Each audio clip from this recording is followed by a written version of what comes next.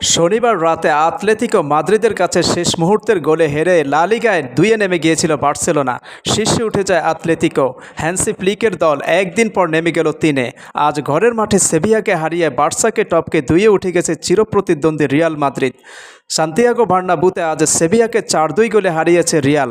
দুর্দান্ত এক গোল করা কিলিয়ান এমবাপ্পে ব্রাহিম দিয়াজকে দিয়ে করিয়েছেন আরেকটি। রিয়ালের অন্য দুটি গোল ফেদেরিকো ভালভের্দে ও রদ্রিগোর। 53 মিনিটের মধ্যে 4-1 গোলে এগিয়ে গিয়েছিল রিয়াল।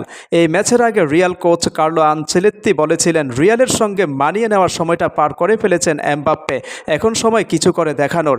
সেভিয়ার বিপক্ষে কিছু করেই দেখালেন ফরাসি তারকা।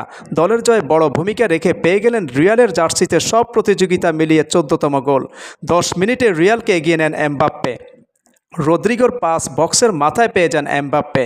এক স্পর্শে বলের নিয়ন্ত্রণ নেওয়ার পর দ্বিতীয় ছোঁয়ায় জায়গা ঠিক করে নিয়ে জোরালো শটে গোল পেয়ে যান 2018 সালে বিশ্বকাপ জয়ী ফুটবলার।